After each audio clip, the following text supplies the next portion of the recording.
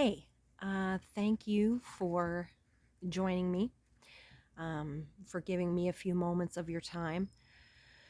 Um, I just want to say something that I think it's really important for you to hear. Um, Nobody's coming to save you.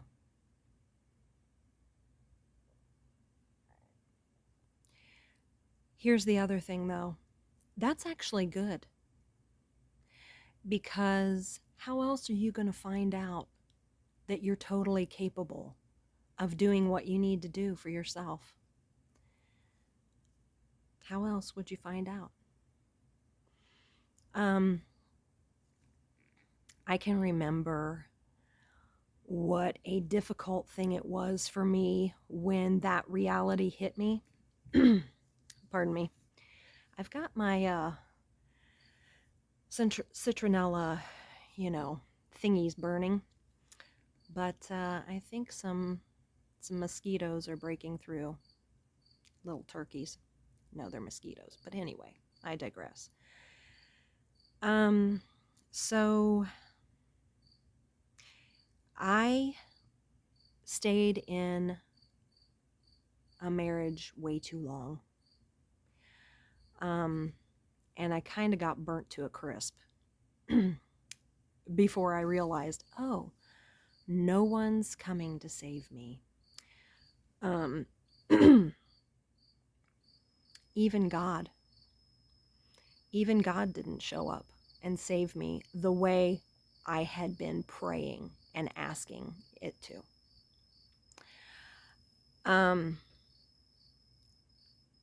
When that reality hit me, I was like, yeah, that was pretty scary. But also,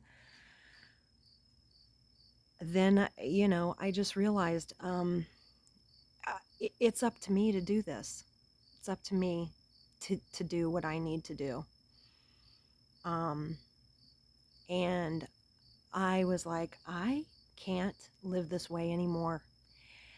And I have been fighting this current. I've been fighting to stay true to who I was, who I wanted to be. And um, I couldn't fight the current anymore, which meant that I was going to become somebody I didn't want to be. And I was going to go down a path I didn't want to go down. And my alternative was to go down another path I did not want to go down. What kind of what kind of crap deal is that? I remember saying, I don't want a divorce. That's not what I want. But it was really the only option. Because when you're trying to be partners with somebody who doesn't really want to be partners, they just want to live their life, and you get to be the sidekick that they drag around with them. That's not really, that's not partnership. That's not love. It's not a mutually beneficial situation. Um, so anyway, yeah, I realized nobody's coming to save me. I'm going to have to do this. I'm going to have to do what I have to do. I have no idea what I'm going to have to do. Oh my God. I've been living this way. This is the way I know. Now I'm going to have to live another way. What does that mean? I'm going to have to do this. I'm going to have to do that. It's freaking me out. Talk about high anxiety. Oh, hell yeah. Oh, hell yeah. Um, I had been stuffing my emotions for years, telling myself, I'll get around to that another time. I'll deal with that later. But later never came. So I had stuffed and stuffed and stuffed. You know how I don't know if you've ever seen those cartoons or commercials or something where somebody has shoved so much stuff in a closet that when they open the door, they just are buried in an avalanche immediately. That's what it was with me and my emotions. And I had reached a point where I couldn't stuff anymore. I couldn't take it anymore. I couldn't bite my tongue anymore without biting it right off. I could not continue to be who I thought I should be, to please other people, to try to squeeze my foot into Cinderella's shoe. Hello, I'm not Cinderella, okay? Um,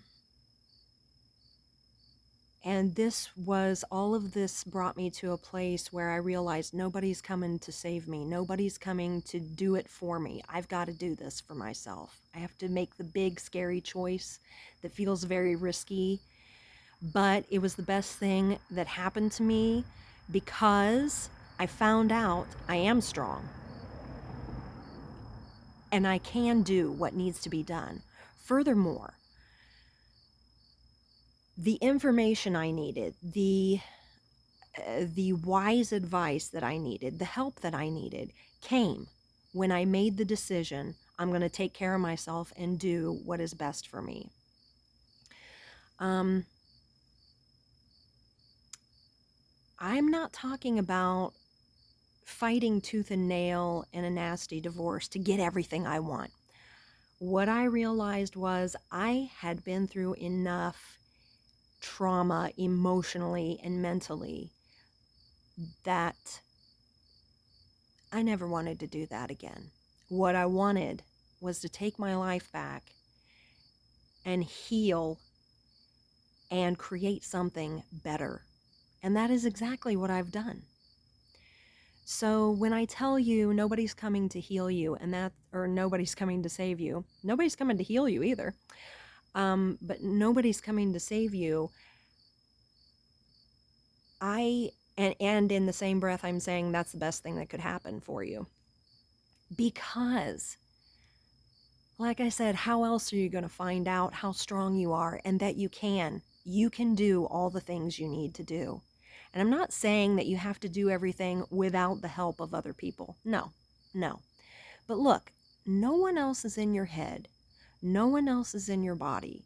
No one else knows what you really need. And there's no other way around this than for you to stop running, stop fighting, and just be. Just for a minute. Feel the feelings, process through them, learn how to deal with them, listen to them because they are sirens and teachers. Why does a siren sound? When you hear a siren, what do you think? Uh-oh, I better pay attention. Uh-oh, what does that mean? Tornado or fire. When a teacher comes into your life, what do? Well, I mean, you don't have to listen, but might be a good idea. Why would a teacher show up? To help you, right? To help you learn something and figure something out. I feel like a lot of people run around, they're like, I don't know what to do. I don't know what to do. And we sometimes in our self-awareness, we can also slip right into a bad depression. Understandable. Me too. I did. Yeah, I did. Still, I arose from the crap. When I left the sinking ship that was my marriage, I jumped overboard to save me because it was going down. It had been a leaky vessel for a long time, and we had reached a point of no return. You couldn't patch any more holes. You couldn't plug them up. It was rotting wood that was not going to make it. When I abandoned ship, I knew I needed to learn to live differently so that I never did that again. And also, I was volcanic because of all that stuff that I had stuffed down deep. Pack in all that anger, pack in all that hurt, pack in all that disappointment, pack it in. Couldn't pack it in anymore, and then it needed to come out. Like if you've ever had any kind of infection where it gets gross and there's pus and it's disgusting, but it has to be it has to come out. It has to come out, and that wound has to be cleaned. And mentally and emotionally, that has to happen for us too. And that did happen to me. And I am so grateful for my sister who welcomed me into her home. She and her husband. They loved me. They were there for me in the worst time in my life. I had never been such a mess. And it was a yucky mess. Because every time they asked me, hey, how are you, Mars? I would be like, bleh. Ew, look at that. That's how I am today. Yuck. I felt kind of bad about it, but also I was like, dude, I'm a mess, and I told you this before I even.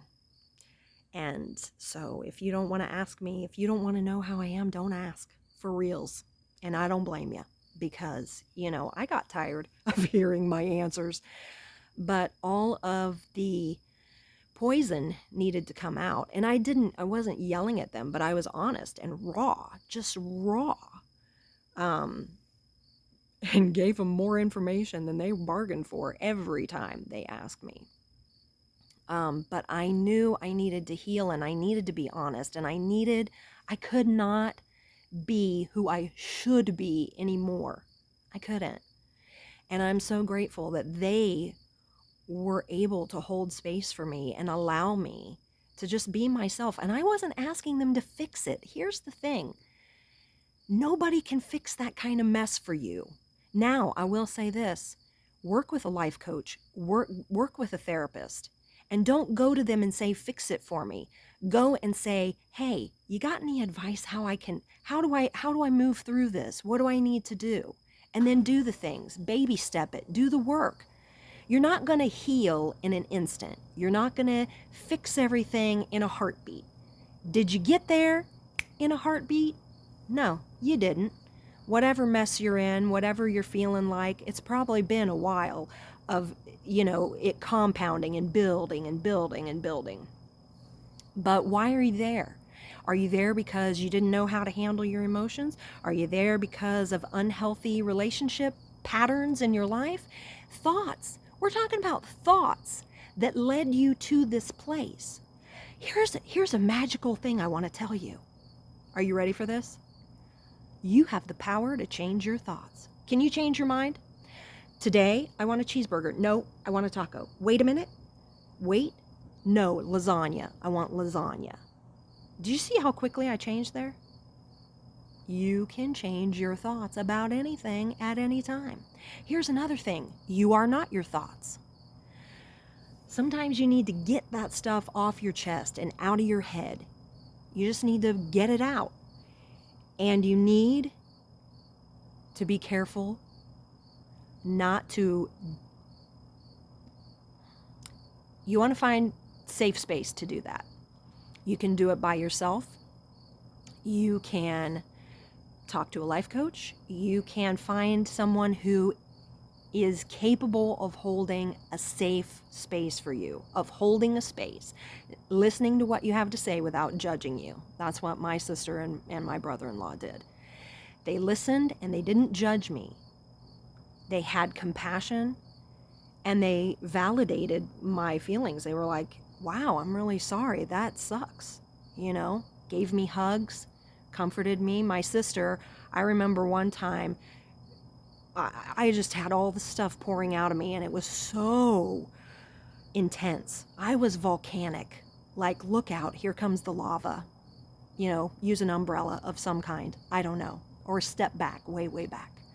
But anyway, I spewed out all this stuff, and I was like, ah! And I was crying, and I was so angry. And I don't remember, she said something sweet and kind, and the softness soothed my heart, and then she made a joke. And that is such a gift, because not everybody can do that for you. To come in, especially, that's a really ticklish thing when somebody is really upset, and to have that knack or that gift where you can you know what to say that will make them laugh. And she did, and it broke the tension in me, and it helped me to just let it go and release it. I just want to encourage you that you are enough. You are capable. And if you are standing there looking at your life and thinking, I'm going to busy myself because I can't deal with this. I need, what's happening on Facebook? If you're constantly running and you know it's because you're running from your own life, if you're feeling like, I don't want to look at the stuff, I don't want to look at the stuff inside me because that's going to be like opening Pandora's box, like it's going to be opening a can of worms that is just yucky. And what am I going to do with that? What am I supposed to do with that? Okay, I get it. Okay. But I've been there and done that. And I'm here on the other side to tell you, honey, you are worth it. It is so much better. It is so much better than, you know how sometimes you can, like, okay, as a kid, maybe, you had to go get shots, and maybe you were the kind of person who would get all worked up knowing, oh my gosh, I have to go get a shot. Oh my, and you get so amped up, and then you get in there, you get the shot, it's over with, you're like, oh, and you're having ice cream after or something, and you're like perfectly fine. Whereas before you amped yourself up and you were so fearful of it, you were like, oh my God, it's gonna be terrible. I hate this. And you just, not to oversimplify it, because look, this kind of work, dealing with our feelings, it's intense, okay? Legit. But if I can do it, you can do it. I ran too, okay? I ran too. I get it. But you are worthy of healing. You're worthy of having a chance at a life that you can be at peace in. The peace I experience in my life is, you can't put a price on that. I'm not sorry for anything I did. In leaving and starting over, it's been hard. It's been hard sometimes. I haven't always known what I was doing. I just, feel my way forward, figure it out. But I did work with a life coach. I have, worked with a therapist. I've read things. I've watched videos. I've done the work. And that's what I want to say too. You can't just read a book and think, now I'm going to be better. No, honey. You got to do the work. You have to choose you today. You have to choose you tomorrow. Every 15 minutes, choose you. Not above other people like, well, I'm more important than everybody else. No. But if you don't get oxygen for yourself, what's going to happen to you? You're going to pass out first, and you might die. How much good can you be to anybody if that's what happens? No good. Okay? This is why they tell you on the plane, before you go down and the oxygen mask drops, put yours on first before you try to help somebody else. That's why they say it. Okay? So, again, nobody's coming to save you. Whatever you're dealing with that you're afraid of, you don't have to deal with it alone, but no one can fix it for you. You have to do the work. When you're hungry, what do? You get yourself into the fridge and you get some food, right? It's there waiting for you. Or you go to the grocery, or you run through McDonald's. Not the best choice, but still, it'll fill your belly. You know what I'm saying? You are totally capable. You're stronger than you know.